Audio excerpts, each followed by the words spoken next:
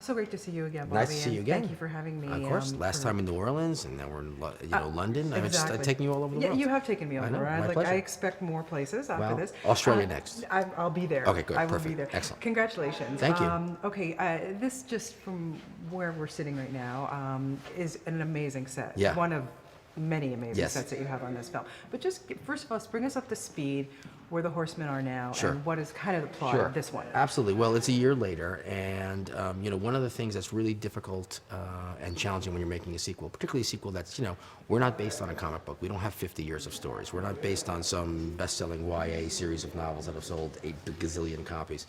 And so there's a trap you can fall in with sequels, which is you just try and make the movie bigger. Yeah.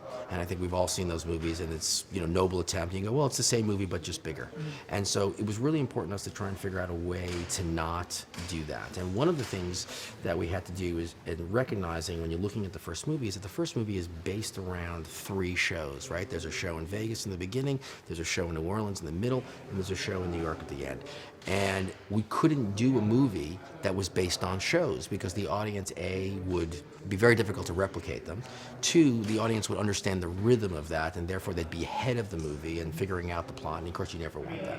So one of the things we had to do was figure out how can the Horsemen do their thing? How can they perform, if you will, right, without there being a proscenium, without people in the audience?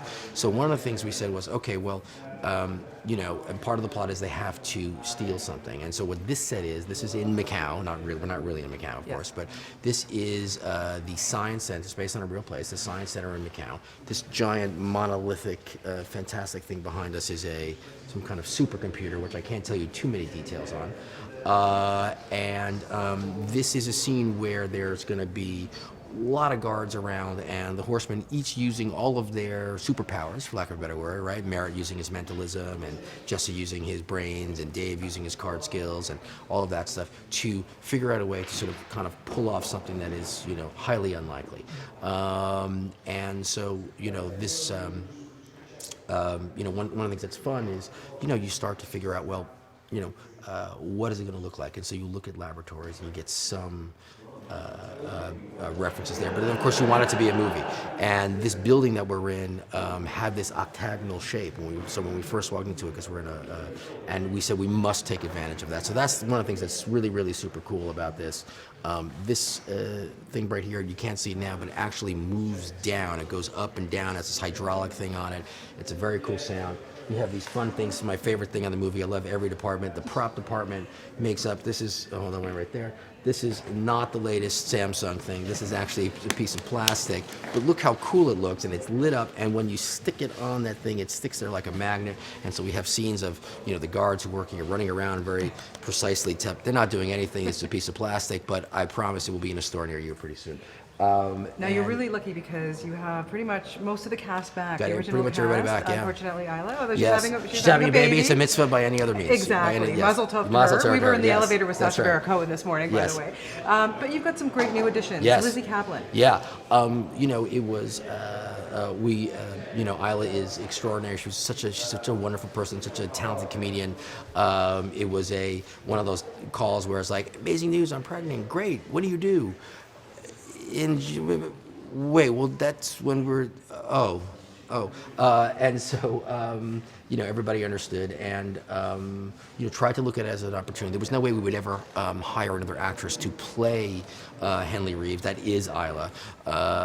And so we said, okay, well, again, talking about sequels and why sequels work and why they don't work, which is let's not repeat ourselves. Let's not repeat the same dynamics. So it was a way. Lizzie is obviously, a wonderful actress. She's unbelievably funny, really, really good at ad-lib. And we, Ed Solomon, our writer, and Pete Corelli, our writer, came up with this really interesting idea, an approach for her, how to introduce her into the film.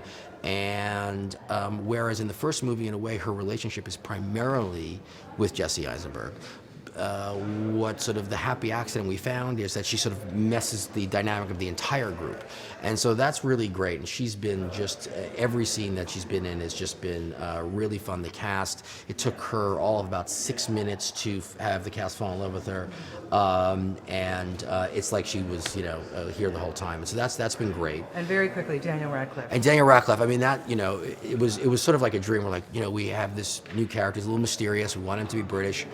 And we're like, "What do you think you can get Daniel Radcliffe?" I was like, "I don't know. I mean, is Harry Potter going to do this movie?"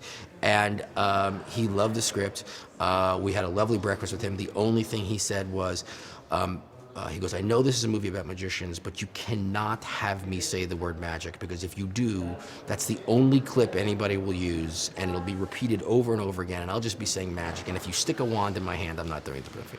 But other than that, he's been great. He's such a nice guy. I think he's done such a smart job of the type of movies and the type of things doing a lot of theater since he's played Harry Potter, and that's been great. And also the other thing, which is really fantastic, is I'm a big believer in that the audiences bring their relationship with an actor into the movie.